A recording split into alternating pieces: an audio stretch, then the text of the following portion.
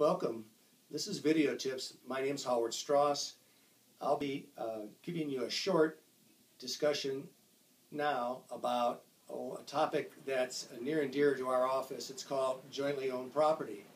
The reason I say it's near and dear is if I can name one topic that we get the most calls from, it's on the topic of jointly owned property.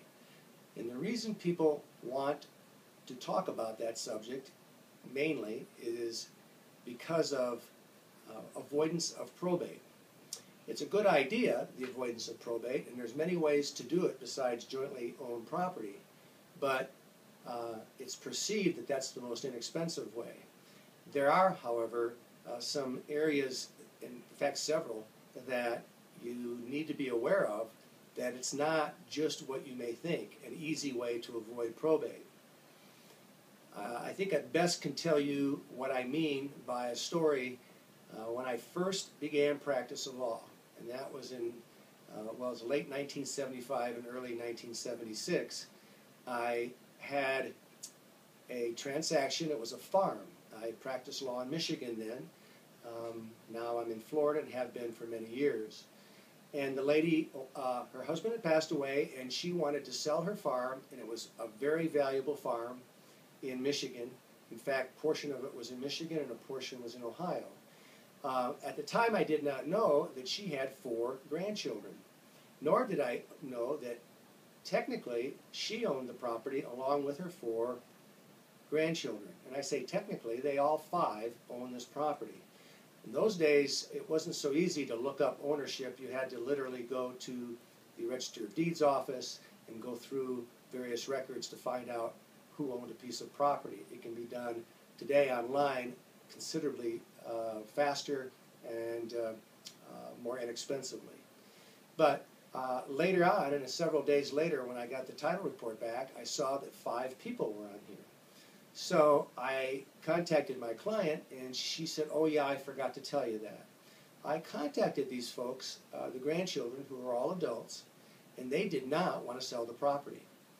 The moral of the story is, it's one thing to transfer property to your child or grandchildren, or maybe a niece or nephew, out of love and affection. It's another thing to get them to cooperate if you decide you want to sell that property. And another thing is, what happens if one of them get into a divorce, and that becomes part of the property that they own? That's part of what's going to be divided up. You may be able to convince a circuit judge that that's really not the case.